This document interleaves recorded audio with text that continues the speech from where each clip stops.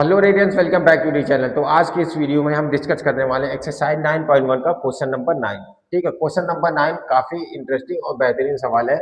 यहाँ पर कह रहा है कि हमारे पास दो बिल्डिंग है जिसमें से एक टावर है और एक क्या है आपका बिल्डिंग है। ठीक है, तो सबसे पहले हम यहाँ पर एक फिगर बना लेते हैं। इन सब एक्सरसाइज में फिगर बनाना काफी जरूरी है। ठीक है, तो सबसे पहले हम यहाँ पर एक फिगर बना लेते हैं। फिगर में क्या कह रहा है यहाँ पर, the angle of elevation top of a building from the foot of a tower of the tower is 30 degree. तो यहाँ पर एक हम फिगर बना लेते हैं। मान लीजिए कि आपका टावर है, ठीक है, और ये क्या है आपका बिल्डिंग है। ये टावर है आपका, ये आपका बिल्डिंग है, ठीक है, और ये क्या है उसका बेस है, यानी ये जमीन है। तो सवाल क्या कह रहा है कि the angle of elevation the top of A building from the foot of the tower is 30 degree. यानी क्या, यानी जमीन यानी टावर है उसके अगर बेस से, ठीक है, टावर बिल्डिंग की हाइट को देख रहे हैं, बिल्डिंग के टॉप को अगर हम देख रहे हैं तो वो कितने डिग्री का एंगल बन रहा है, 30 डिग्री का। ठीक है, यहाँ पर 30 डिग्री का एंगल बना देते हैं। सिमिलरली आगे क्या कह रहा है, and the angle of elevation of the top of the tower from the foot of the building is 60 degree. अब यहाँ पर क्या कह रहा है कि बिल्डिंग के बेस से, ठीक है, हम टावर के टॉप को देख रहे हैं, तो यहाँ पर जो बन रहा है एंगल वो 60 डिग्री का एंगल बन रहा है।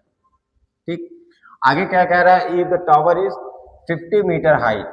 यानी अब यहाँ पर जो टावर की हाइट दी हुई है वो कितना दिया हुआ, 50 मीटर। ये मान लीजिए टावर है 50 मीटर दिया हुआ है, तो हमें क्या निकालना है, find the height of building. तो हमें इस बिल्डिंग की हाइट पता करना है। तो सबसे पहले चलिए हम यहाँ पर नाम लिख लेते हैं, ए बी सी और डी हो जाएगा। ठीक, अब चलिए अब हम क्या करते हैं, सबसे पहले हम एक ट्राइंगल को चूज करते हैं, सिलेक्ट करते हैं ट्राइंगल हमारे पास। तो इन अ ट्राइंगल, कौन कौन सा ट्राइंगल है हमारे पास, तो सबसे पहले हम 60 डिग्री वाला ट्राइंगल लेते हैं, यानी triangle B A C. In a triangle B A C. अब बी ए सी में देखिए हमें क्या पता है, हमें परपेंडिकुलर पता है और बेस है यहाँ पर। तो हमें कौन सा रेशियो लेना, हमें क्या लेना, tan लेना। तो यहाँ लिख लेते हैं tan 60 degree is equal to perpendicular upon base, यानी बी सी अपॉन में क्या हो जाएगा आपका, ए बी हो जाएगा। ठीक, बी सी अपॉन में ए बी। अब यहाँ देखिए tan 60 की वैल्यू क्या होता है, √3 is equal to B C की वैल्यू क्या दिया है यहाँ पर, 50 मीटर दिया, इसको लिख लेते हैं ए बी। सो अब देखिए हम यहाँ से क्या लिख सकते हैं, A B is equal to हो जाएगा आपका 50 अपॉन में √3। ठीक, इसको इक्वेशन नंबर 1 मान लेते हैं। अब चलिए अब हम अगले फिगर की ओर चलते हैं। अब देखिए अब हम कौन सा फिगर लेंगे, बी, हम जो हम अगला फिगर लेंगे वो क्या होना चाहिए हमारे पास, ये वाला होना चाहिए, यानी ए बी डी में। ठीक है, ए बी डी में, तो यहाँ लिख लेते हैं हम इन अ ट्राइंगल। कौन सा ट्राइंगल लेंगे, ए बी एंड डी में। ठीक है, तो यहाँ पर क्या हो जाएगा आपका tan 30।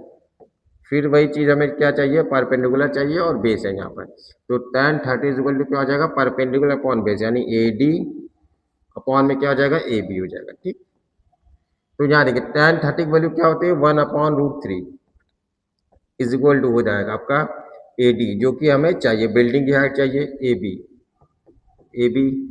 तो अब चलिए अब हम आगे चलते हैं। ठीक, तो अब A B is equal to हम क्या लिख सकते हैं, यहाँ पर देखिए A B is equal to हम लिख सकते हैं, क्या लिखेंगे, ये √3 यहाँ चला जाएगा, यानी क्या हो जाएगा आपका ए डी √3। ठीक है, ए डी √3। सवाल काफी आसान है, बस इसको थोड़ा सा समझना है और यहाँ पर फिगर हमें एकदम सही सही बनाना है। अगर फिगर आप बना लेते हैं तो सवाल काफी आसान हो जाएगा। तो चलिए अब हम क्या करते हैं, अब देखिए फ्रॉम इक्वेशन, ये मान लीजिए आपका क्या हो जाएगा, इक्वेशन 2 हो जाएगा। ठीक है, अब देखिए from equation 1 A B is equal to 50/√3 put in equation 2, ये आप लिख सकते हैं। ठीक है, तो यहाँ पर हम डायरेक्ट लिखते हुए लिख कर नहीं, डायरेक्ट हम वैल्यू पुट कर देते हैं यहाँ पर। ठीक है, तो A B is equal to हम यहाँ पर क्या लिखते हैं, लिख सकते हैं 50/√3 is equal to A D और √3। ठीक है, तो चलिए यहाँ पर अच्छा हम लिख ही देते हैं, यहाँ पर ये क्या हो जाएगा, फ्रॉम इक्वेशन। ठीक है, इक्वेशन 1 से हमने ये लिख दिया हुआ है।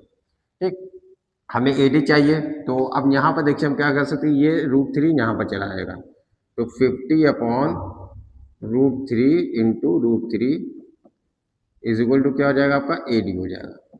ठीक, तो AD इज इक्वल टू हम यहाँ पर लिख सकते हैं, देखिए 50 डिवाइड बाय √3 कितना हो जाएगा 3 हो जाएगा यहाँ पर। ठीक है, तो AD इज इक्वल टू हम लिख सकते हैं, अब इसको देखो, इसको हम इस तरह से लिख सकते हैं 16 होल 2/3 हो जाएगा। ठीक है, 16 3 जा 40 48 और 2 50/3, तो यहाँ पर ये आपका आंसर हो जाएगा। ठीक है, तो बस आज के लिए इतना ही। नेक्स्ट वीडियो में हम लोग कुछ और सवालों के बारे में डिस्कस करेंगे।